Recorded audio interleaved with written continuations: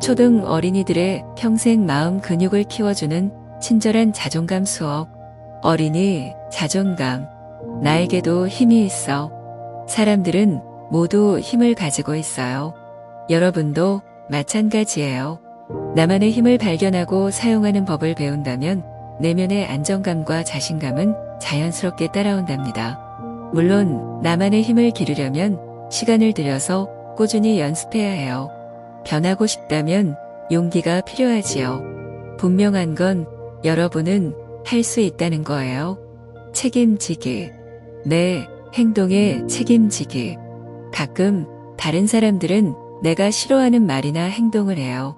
그럴 때 우리는 쉽게 좌절하거나 화가 나서 되갚아주려고 하지요. 그러고서는 내가 하는 행동이 다른 사람의 잘못 때문이라고 생각해요. 그렇지만 우리는 오직 자신의 행동에 대해서만 책임이 있어요. 내 행동에 책임이 있는 사람은 나뿐이라는 사실을 진정으로 깨우친다면 비로소 중요한 선택 몇 가지를 스스로 할 수 있어요. 진실만을 말하고 거짓말이나 과장하지 않으며 말을 지어내거나 핑계대지 않기. 신뢰할 수 있고 믿을 만한 사람이 되기. 화가 나서 누군가를 때리고 싶더라도 마음을 차분하게 하기. 누가 시키거나 잔소리하지 않더라도 해야 할 일을 제때 하기. 이렇게 책임을 지면 길수록 주변에서 좋은 일이 일어날 거예요. 사람들은 나를 더욱 믿어주고 그러면 더 많은 자유를 누리게 되거든요. 하지만 책임을 져야 하는 이유가 꼭 좋은 일이 일어나기 때문만은 아니에요. 그렇게 하는 것이 나 자신에게 가장 좋기 때문이지요. 책임감은 안정감과 자신감의 좋은 재료가 되어 준답니다. 책임을 지면 나에게도 힘이 있다는 것을 느낄 수 있거든요. 여러분이 알아야 할 것이 한 가지 더 있어요. 책임을 진다는 것은 완벽하다는 뜻이 아니에요. 책임을 지더라도 여러분은 여전히 실수할 거예요. 하지만 괜찮아요. 누구도 완벽한 사람은 없으니까요. 중요한 것은 실수를 저지르더라도 책임을 기꺼이 받아들이는 거예요. 자신이 저지른 실수를 인정하고 사과하는 것이 중요해요. 어떤 물건을 망가뜨렸다면 고치거나 다른 것으로 바꾸어 주겠다고 제안하면 돼요. 남의 물건을 가져왔다면 사과하고 돌려주면 되고요. 어긋난 일을 바로잡기 위해 내가 할 수 있는 일을 하는 거예요. 여러분이 하는 일이 전혀 도움이 될 것 같지 않더라도 멈추지 말고 다음 단계로 나아가세요. 선택하기. 여러분은 어떻게 행동할지 선택할 수 있어요. 친구의 게임기를 잡아채거나 장난감을 망가뜨리거나 부모님의 말씀을 거역하지 않겠다고 선택할 수 있어요. 설사 그렇게 하고 싶더라도 하지 않기로 선택할 수 있어요. 그 마음이 아무리 커도 말이에요. 행동은 대개 감정과 엮여 있어요. 우리가 다른 사람을 때리는 것은 화가 나 있기 때문이에요. 다른 사람에게 고함을 지르는 것도 좌절하고 실망했기 때문이지요. 우리가 눈물을 흘리는 건 슬프기 때문이고요. 여러분은 자신의 감정을 선택할 수 있어요. 얼마나 화가 나고 좌절하고 슬플지를요. 물론 부정적인 감정이 아니라 긍정적인 감정을 선택할 수도 있지요. 기대와 현실. 선택하는 법을 배울 때 중요한 것은 좋은 선택을 하는 법을 아는 일이에요. 여러분은 스스로의 선택으로 어떤 일이 일어나기를 바라나요? 그 일이 실제로 일어날 가능성은 얼마나 될까요? 그럴 일이 거의 없다면 여러분의 선택은 현실적이지 못한 거예요. 선택이 현실적인지 아닌지 여부가 왜 그토록 중요할까요? 기대가 현실적이지 않다면 결국 좌절하거나 실망할 확률이 더 높아지기 때문이에요.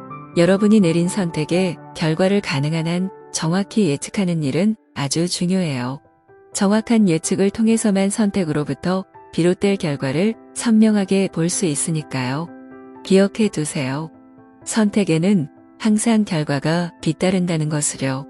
보다 진지하게 선택하고 그 결과를 예상한 다음 현실적인 기대를 갖고 그것을 지켜나갈 때 여러분의 미래가 실제로 이루어질 가능성이 높아져요. 이러한 과정을 통해 여러분은 자기 내면에서 힘과 자신감이 커지는 것을 느낄 수 있답니다. 언제, 어디서나 힘을 내. 두 가지 힘. 여러분이 알아야 할 두 가지 힘이 있어요. 하나는 역할의 힘, 또 하나는 나만의 힘이에요. 역할의 힘은 특정한 역할이나 일을 맡았을 때 생기는 힘이에요. 많은 사람들이 역할의 힘을 가지고 있어요. 선생님, 운동감독, 경찰관, 국회의원, 판사, 대통령 등이 그러하지요. 여러분도 역할의 힘을 가질 수 있어요. 만약 내가 동아리 회장이라면 혹은 학생회 회장이거나 선도부 역할을 맡는다면 그런 역할의 힘이 생긴답니다. 다른 사람에게는 허락되지 않은 결정을 직접 내릴 수 있어요. 그 역할을 맡았다는 이유만으로요.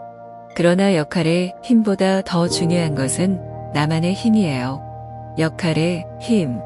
특정 역할을 맡았다는 이유만으로 갖게 되는 힘을 말해요. 힘을 발휘할 대상이 있어야 해요. 아무리 기다려도 역할의 힘을 갖지 못할 수도 있어요. 역할이 없으면 힘도 없으니까요. 힘을 갖는 사람들은 아주 적어요. 나만의 힘.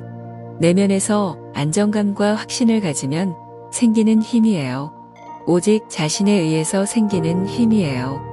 다른 상대가 필요 없답니다. 노력하는 만큼 가질 수 있어요. 여러분이 원하는 만큼 나만의 힘을 갖출 수 있답니다. 누구나 가질 수 있어요. 설사 다른 사람들이 나에게 역할의 힘을 갖더라도 그것과 상관없이 나만의 힘을 갖출 수 있어요. 만약 여러분이 늘 역할의 힘을 행사하는 사람들에 맞서 싸우려 한다면 그것이 과연 도움이 될까요? 아마 아닐 거예요. 게다가 여러분만 더 곤란해질 수 있어요. 그러니 되도록 싸우지 마세요. 여러분에게 역할의 힘을 행사하고 때로는 명령할 수 있는 사람들이 있다는 사실을 받아들이면 돼요. 쓸데없는 싸움에 에너지를 낭비하지 말고 자기만의 힘을 기르는데 에너지를 써보세요. 나만의 힘을 기르는 일이야말로 여러분 자신을 지키는 중요한 방법이랍니다. 자존감, 무럭무럭 자라나라. 내면의 목소리에 귀 기울이기. 자존감의 진짜 의미. 자존감을 높이는 방법을 배우기 전에 자존감이 무엇인지 이해하는 일은 아주 중요해요. 자존감은 자기 자신을 자랑스러워하며 자부심을 갖는 것을 의미해요. 스스로 나는 특별해라고 말하거나 다른 사람들이 넌 멋져라고 말해주기 때문이 아니에요. 그저 말로는 자부심을 만들어 내지 못해요. 행동이 따라야 하지요. 자존감이란 자신이 자랑스러운 행동을 했을 때 느끼는 자부심과도 같답니다. 여러분에게는 목표를 설정하고 그것들을 이룬 경험이 있을 거예요. 힘들고 어려운 상황을 잘 헤쳐나가거나 다른 사람들을 존중하는 태도로 대했을 수도 있지요. 자존감은 남들보다 우월하다고 느끼는 게 아니에요. 자존감은 다른 사람과 아무런 상관이 없어요. 오직 여러분 자신하고만 상관이 있지요. 자존감을 키우는 법. 성취 목록 만들기. 성취 목록은 행복 목록과 비슷해요. 하지만 여러분에게 일어난 일을 쓰는 게 아니라 여러분이 해낸 일이나 행동을 적는 거예요. 지금 바로 여러분이 어제 한 일 5가지를 써보세요. 지금 바로 오늘 한 일 중 여러분이 자랑스러움을 느낀 5가지를 적어보세요. 성취 목록을 자부심 목록이라 불러도 좋아요. 이 목록은 여러분이 자신을 지킬 수 있도록 도움을 줘요. 여러분은 종종 자신이 가치 있고 소중한 존재라는 사실을 잊을 때가 있을 거예요. 성취 목록은 여러분에게 그 점을 다시 일깨워 준답니다. 매일매일 자부심을 느낄 수 있도록요. 성취 목록을 자존심 저축 계좌라고 생각해 보세요. 다음에 자존감이 떨어질 것 같을 때 계좌를 열어보세요. 여러분이 적어놓은 목록을 보고 그때 느꼈던 기분을 불러오세요. 자존감이 올라가면서 기분이 좋아지고 다시 한번 자신이 자랑스럽게 느껴질 거예요. 내 마음을 지키자. 내 마음을 지키는 일은 자신이 가치 있는 존재라는 사실을 아는 것에서 시작해요. 그런 사람은 살면서 아무리 어려운 일을 맞닥뜨려도 자기가 해결할 수 있다고 굳게 믿지요. 내 마음을 지키고 내면의 안정을 갖춘다면 두려워도 자신감을 가지고 세상을 마주 볼 수 있어요. 이를 통해 안전하다고 느끼는 거예요. 내면의 안정감은 안전의 한 종류예요. 우리는 모두 집과 학교에서 또는 동네 산책을 하거나 길을 걸어 다닐 때 안전하다고 느껴야 해요.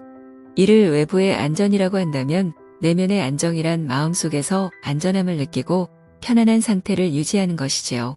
나만의 힘과 긍정적인 자존감은 내면의 안정을 뒷받침해주는 대들보 같은 존재예요. 나만의 힘, 긍정적 자존감, 그리고 내면의 안정은 함께 모이면 시너지를 발휘해요. 이들은 여러분이 어떤 힘을 가졌는지, 가지지 않았는지를 파악하고 받아들일 수 있도록 도와줘요.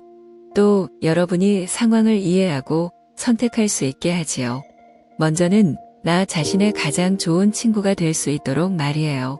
내면의 안정을 갖추는 건 쉽지 않아요. 하지만 이것을 발견하고 강화하는 방법 또한 많답니다. 나의 한계 받아들이기. 안전하다고 느끼려면 힘과 확실성 두 가지 모두 어느 정도 필요해요. 사건을 통제하는 동시에 예측할 수 있어야 하지요. 하지만 앞날을 알 수 없거나 통제할 수 없을 때 우리에게 힘이 있더라도 확실한 예측은 어려워요. 다행스럽게도 무력함과 불확실함에 대처하는 법을 배울 수는 있어요. 가장 중요한 출발점은 이것을 받아들이는 거예요. 한계를 인정하면 근심과 두려움에 대처할 준비가 돼요. 그것은 나만의 힘과 내적인 안정감을 갖추는 데 도움이 돼요.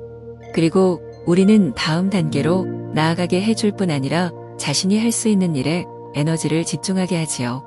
내 마음을 지키기 위한 도구.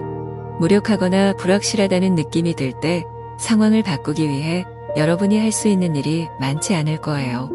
하지만 여러분은 마음을 지킬 수 있어요. 마음을 지키고 안정감을 느낄수록 어려운 상황에 더 잘 대처할 수 있답니다. 힘과 확실성을 측정하는 저울. 이렇게 상상해 보세요. 낮은 눈금부터 높은 눈금을 그려놓은 저울 두 개가 있어요. 그중 하나는 힘을 측정하는 저울이에요. 가장 낮은 곳은 힘이 전혀 없음을, 가장 높은 곳은 힘이 가득하다는 것을 보여줘요. 다른 하나는 확실성을 보여줘요. 높은 곳으로 올라갈수록 확실성이 커지는 것이지요. 여러분은 저울 위를 위아래로 오르락내리락 이동할 수 있어요. 각 저울에서 여러분의 위치는 그때그때 달라져요. 때로 여러분은 힘과 확실성을 동시에 느끼고 두 저울에서 높은 곳에 자리할 수 있어요. 가끔은 모두 낮은 곳에 있을 수도 있고요. 대부분은 중간 어디쯤 자리 잡고 있을 거예요. 혼란스럽거나 두렵거나 걱정이 될 때마다 자신이 두 개의 저울에서 어디쯤 자리 잡고 있을지 상상해 보세요. 각 저울에서 자기 위치를 찾아보세요. 스스로 질문을 던져보세요.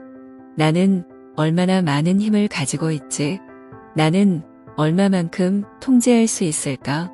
나는 어느 정도 확실하다고 혹은 확실하지 않다고 느낄까? 그리고 자신의 위치가 변하는지 알아보기 위해 다음 질문을 던져보세요. 지금 상황은 내가 예상했던 것과 다를까? 아니면 비슷할까? 이제 여러분에게 중요한 도구가 하나 생겼어요. 여러분의 마음이 위협을 받으면 이 저울들을 사용해 상황을 빠져나갈 길을 찾아보세요. 이 저울이 어떻게 도구가 될 수 있냐고요? 그 이유는 상황을 명확하게 이해하면 좀 더 잘 대처할 수 있기 때문이에요. 그저 지금 나는 아무런 힘이 없어 라고 말하는 것만으로도 자신이 무엇을 통제할 수 있고 그럴 수 없는지를 알게 돼요.